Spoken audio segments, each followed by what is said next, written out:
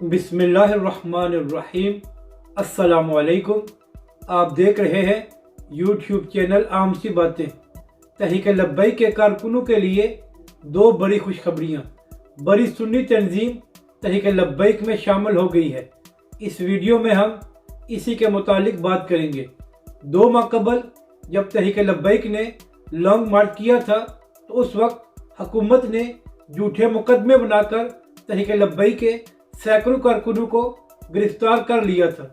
تو اس حوالے سے اچھی خبر یہ ہے کہ ملتان کی اسپیشل عدالت نے تحریک لبیک کے 12 کارکنوں کو باعزت بری کر دیا ہے، جبکہ دوسری جانب تحریک لبیک پوری کوشش کر رہی ہے کہ تنظیمات اہل سنت میں اتحاد ہو جائے اور سب ہی ایک پلیٹ فارم سے الیکشن لڑیں۔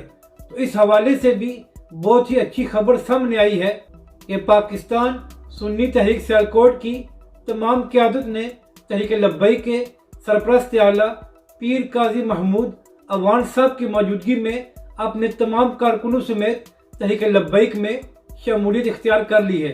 تو یہ تحریک لبیک کی ایک بہت بڑی کامیابی ہے اور اس کے کارکنوں کے لیے بھی ایک بڑی خوشخبری ہے کہ اب یہ لوگ بھی علامہ صاحب رضوی کی زیر قیادت کام کریں گے۔